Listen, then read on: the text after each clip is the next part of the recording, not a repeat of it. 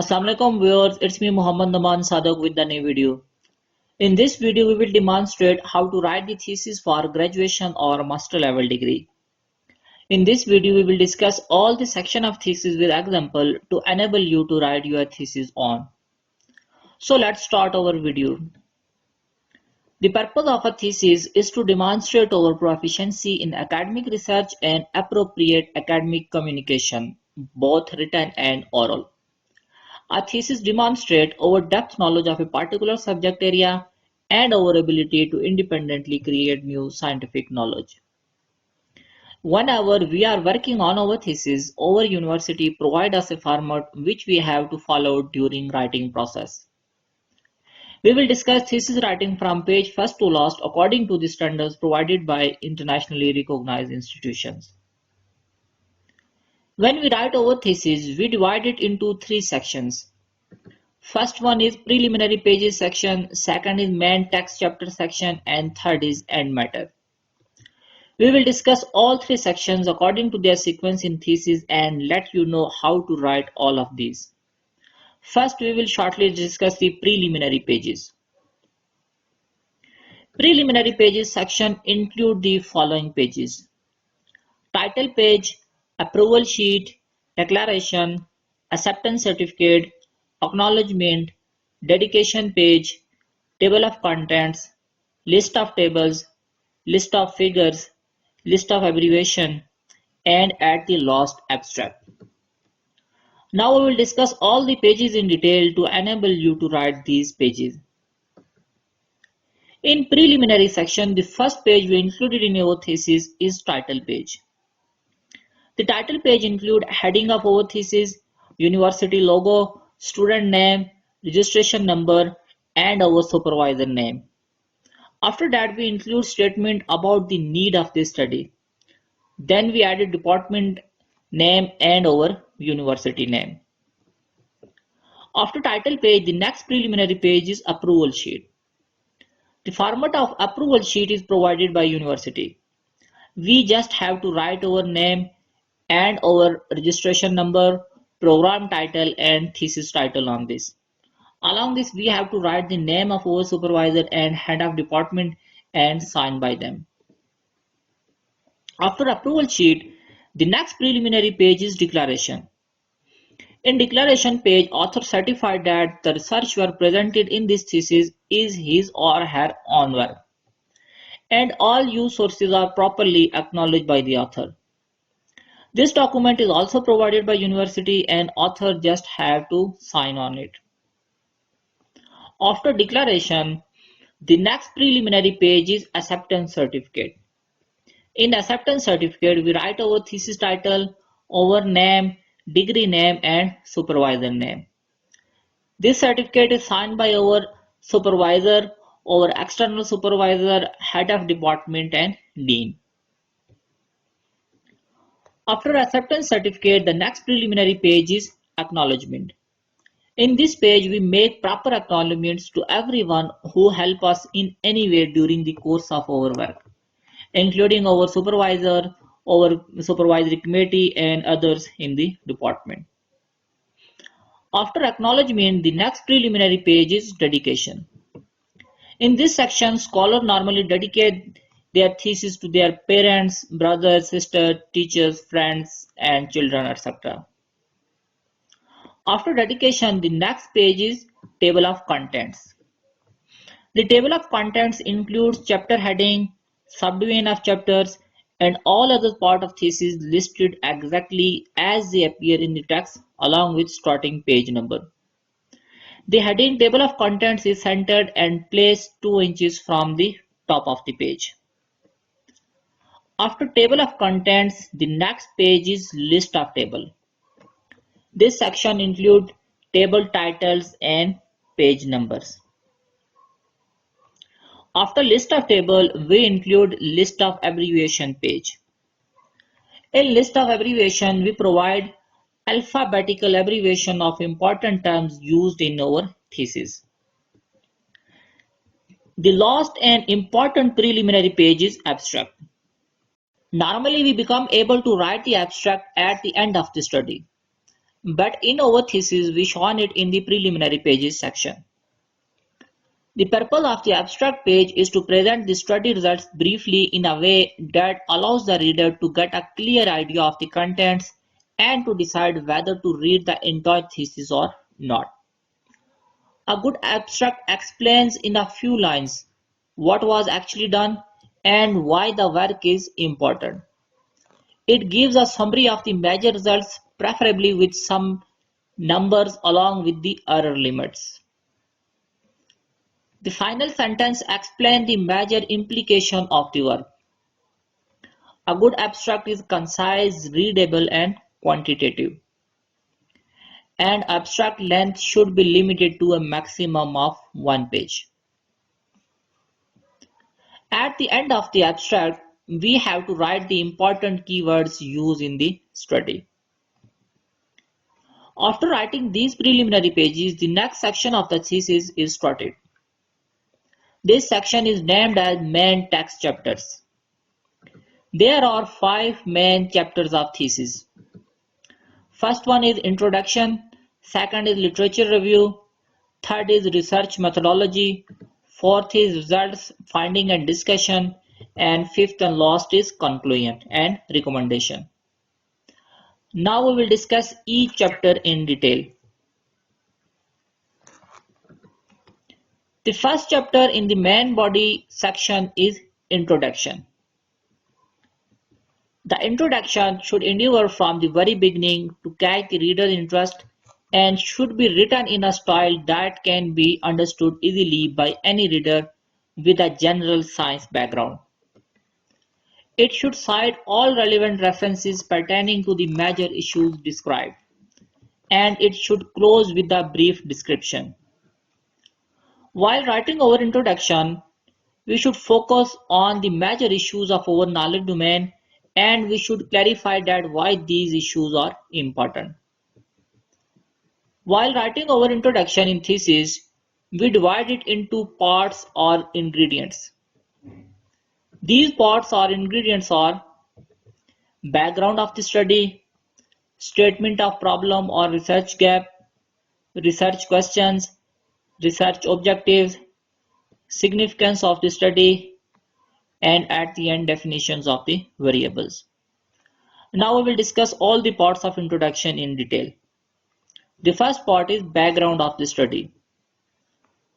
A good introduction also needs to contain enough background information to allow the reader to understand the thesis statement and arguments.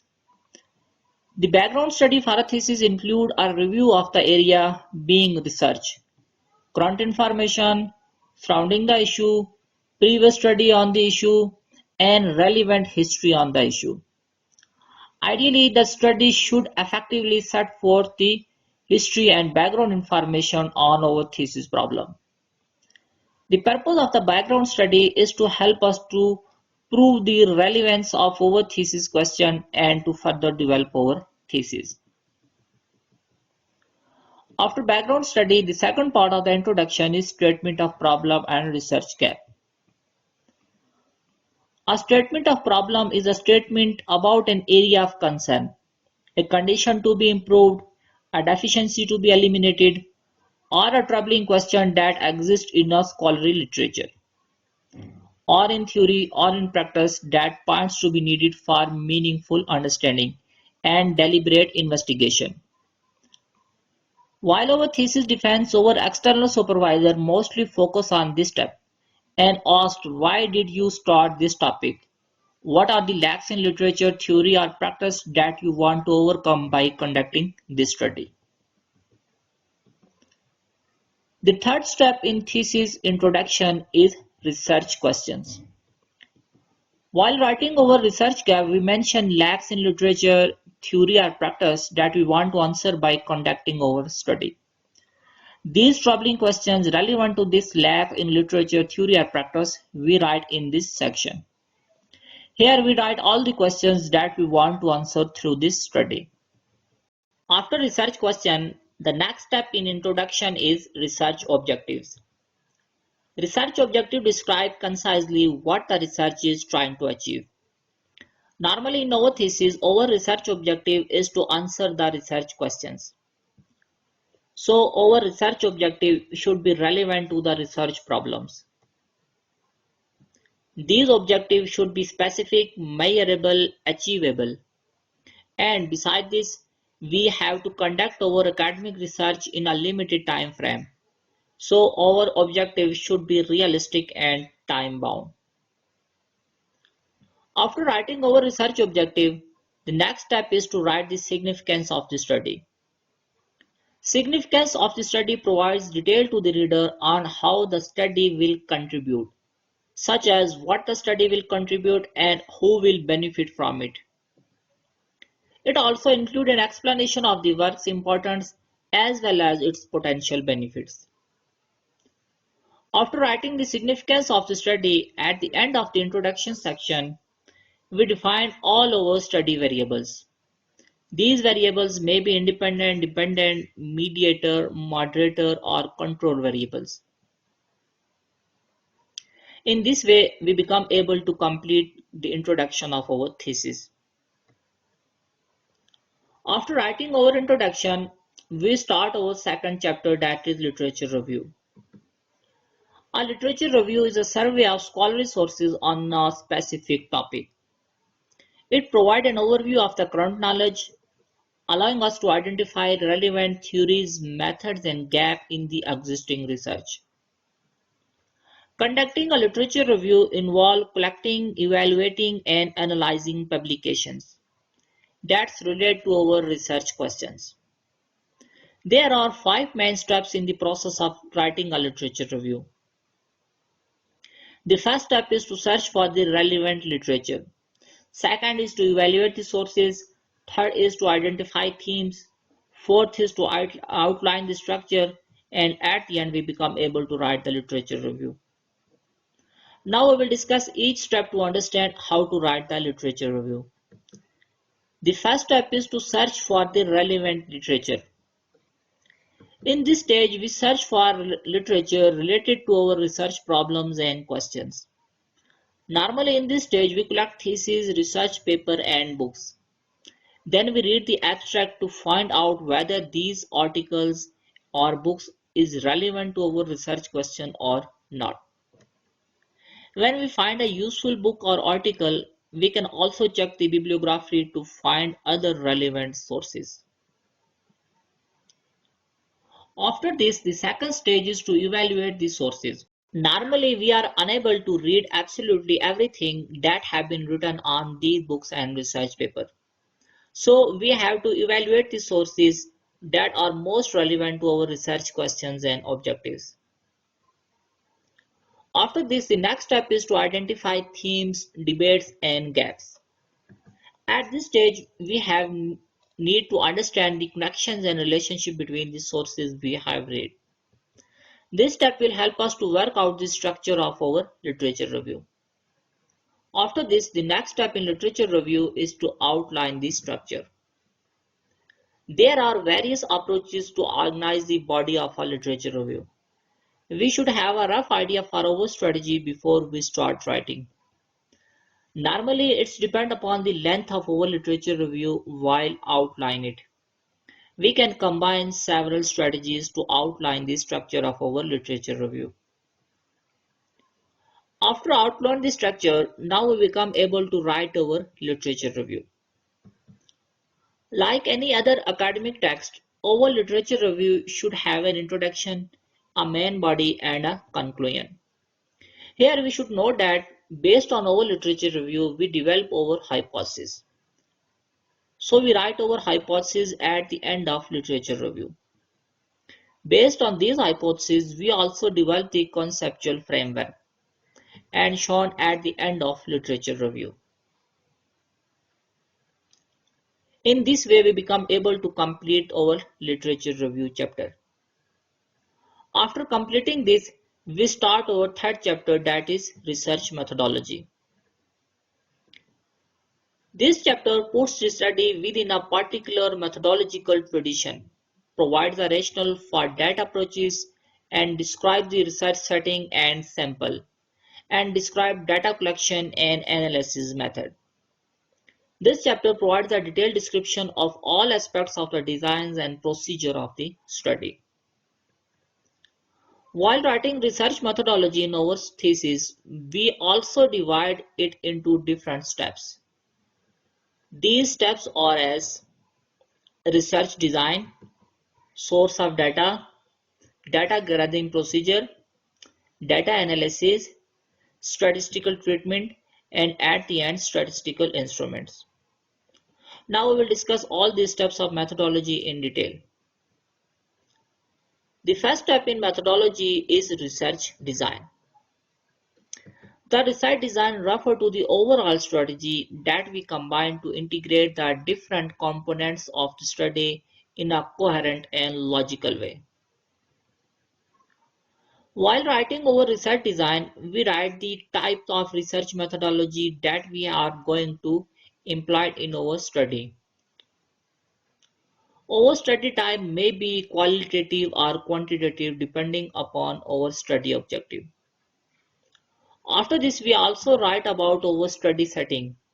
Either it is contrived or non-contrived. Here, we also write about the time horizon, which means in how much time we become able to complete this study. At the end of research design, we also write about the unit of analysis. Our unit of analysis could be an individual student, a group, or even an entire program. After writing our research design, the next step in research methodology is source of data. Under this head, we provide the information about the respondents and also write the description of the population. Here we also write about our sample size and how we calculate this size. After explaining our sample size, we also indicate the sampling techniques that we have used to interact the respondents. After writing our data source, the next step in research methodology is data gathering procedure. This section describes and justifies all data collection methods, tools, instruments, and procedures, including how, when, where, and by whom data were collected.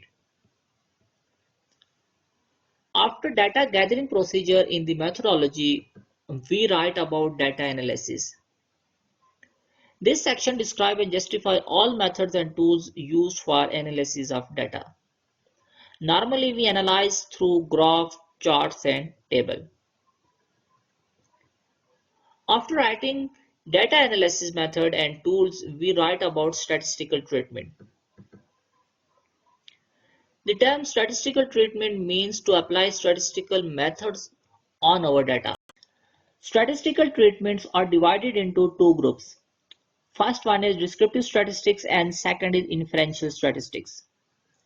Descriptive statistics summarize our data as a graph or summary, while inferential statistics make predictions and test hypotheses about our data.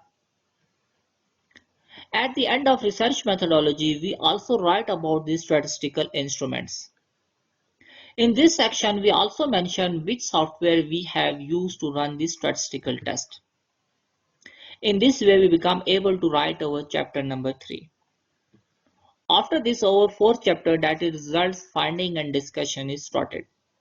Once we have finished collecting and analyzing our data, we can start writing up the results section of our thesis. This is where we report the main findings of our research and briefly observe how they relate to our research question or hypothesis. In this chapter, scholars normally first show the descriptive statistics of data and then present the output of different statistical tests.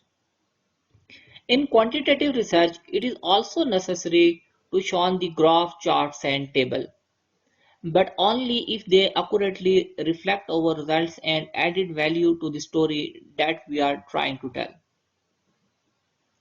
While displaying these results, scholars also interpret the results after every graph or table at the end of chapter, and we also create a discussion on these results. In discussion, we compare our results with the literature we used and with theories that are supporting our results. In this way, we become able to complete this chapter. After this, we start our last chapter of main text chapter, that is conclusion. This chapter presents a set of conclusion statements and recommendations. Conclusions are statements based on findings and must therefore be warranted by the findings of our study. The main purpose of this chapter is to clearly state the answer of the main research question, summarize and reflect our research, make recommendation for further work on the topic, and at the end, our main purpose of conclusion is to show the new knowledge that we are going to contribute in the literature. The conclusion should be concise and engaging, aimed to leaving the reader with a clear understanding of the main discovery or argument that our study have advanced. After writing our main text chapter, now the end section of the thesis is started, that is end matter. The end matter is the information at the end of the document that provides source information and additional matter that help further explaining information in the document. End matter normally include the references and appendix.